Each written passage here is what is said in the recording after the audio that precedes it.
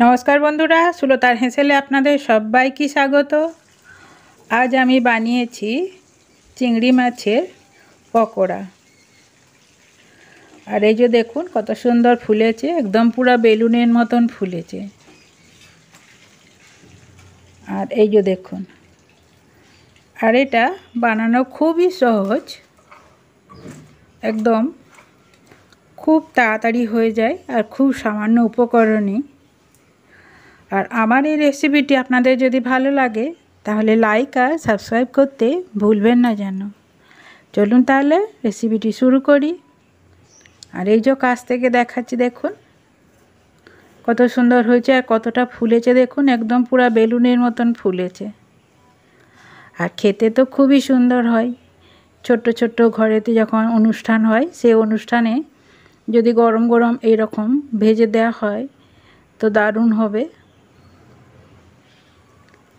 আর এই যে একটা হাতে তুলে দেখাচ্ছি, দেখুন কাছ থেকে কতটা ফেঁপেছে দেখুন, আর কতটা সুন্দর হয়েছে আর দারুণ সুন্দর মুচমুচে।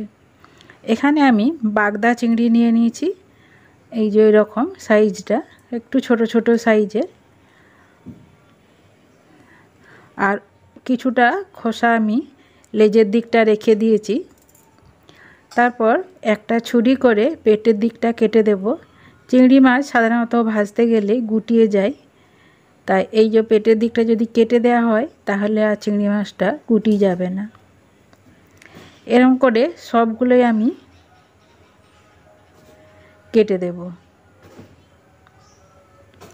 আর যেসব বন্ধুরা ফেসবুক থেকে দেখছেন তাদের যদি ভালো লাগে তাহলে একটা লাইক দিয়ে দেবেন আর পেজটিকে ফলো করে দেবেন।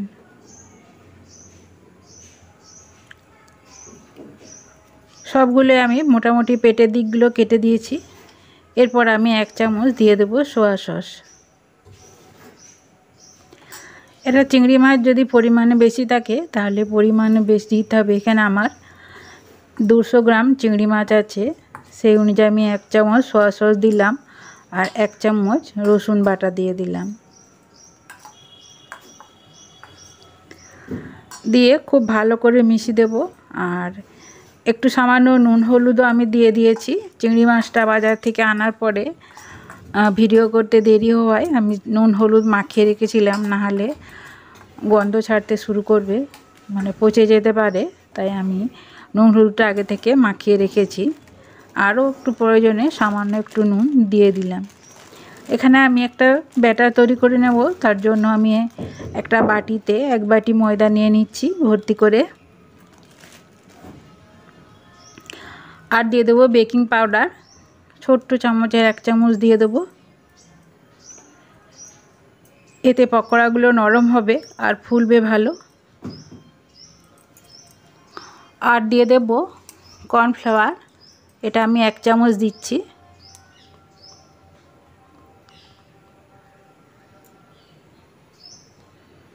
চার চামচের 1 চামচ কর্নফ্লাওয়ার দিয়ে দিলাম। এরপর সামান্য একটু কালারের জন্য হলুদ দিচ্ছি আর দিয়ে দেব নুন।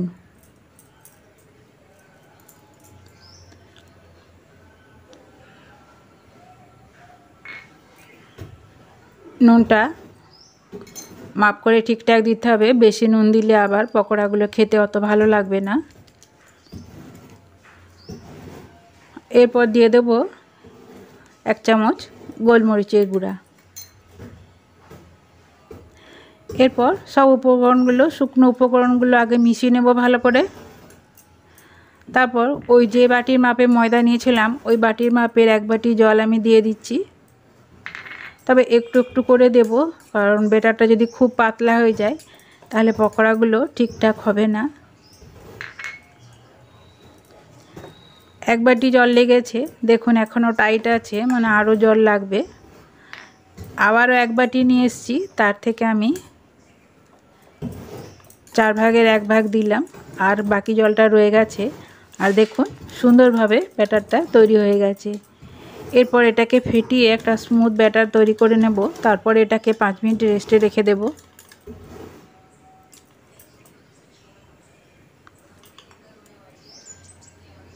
এই যে জলটা দেখুন,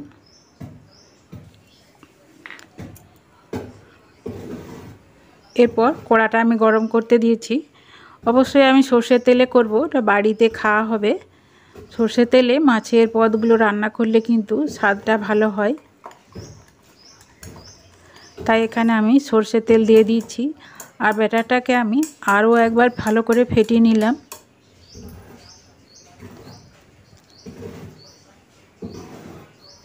আর দেখুন,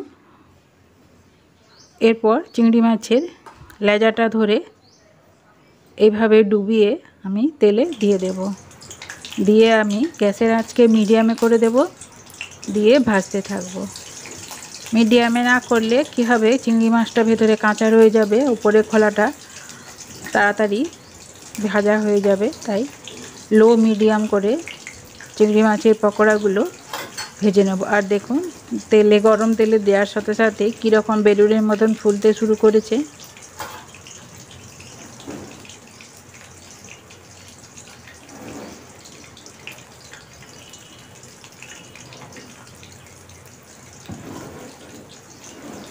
যতটা তেলে দেয়া যায় ততটাই দিয়ে দিলাম,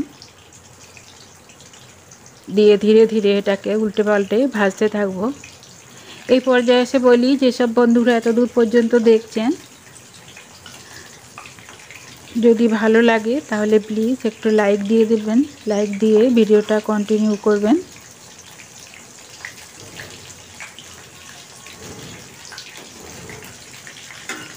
এরপর একটা দিক হয়ে গেছে, এরপর আরেকটা দিক উল্টে দেব, উল্টে উল্টে ভেজে নেব।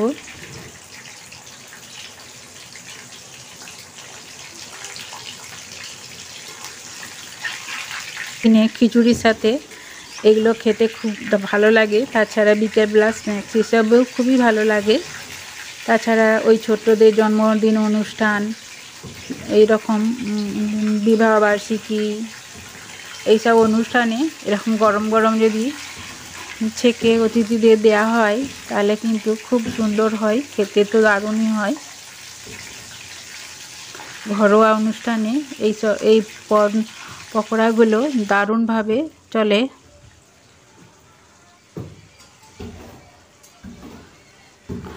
একটু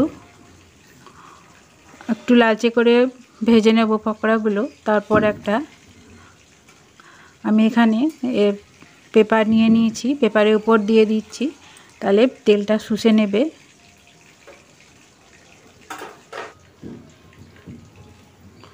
আবারও আমি দিয়ে চটপট ভেজে নেব বাকিগুলো।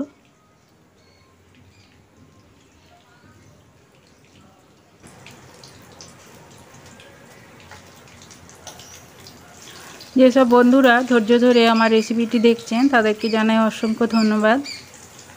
আর যদি আপনারা নতুন বন্ধু হয়ে থাকেন তাহলে চ্যানেলটিকে সাবস্ক্রাইব করে পাশে থাকার অনুরোধ জানাচ্ছি।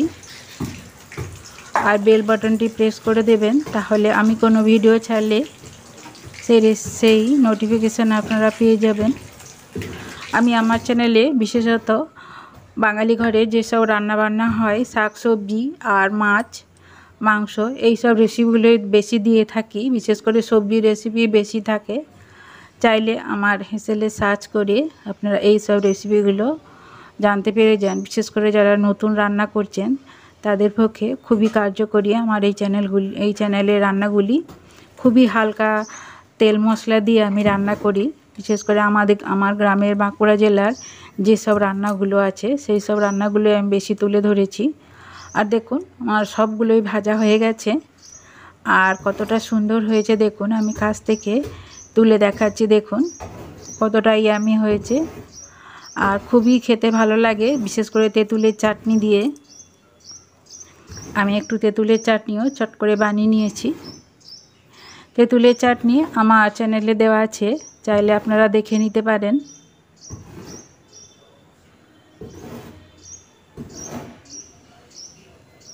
আজ তাহলে এই পর্যন্তই। আবারও আমি হাজির হয়ে যাব অন্য কোনো রেসিপি নিয়ে। এইভাবে আমার সাথে থাকার বা আমার পাশে থাকার অনুরোধ জানাচ্ছি। আপনারা সবাই ভালো থাকুন।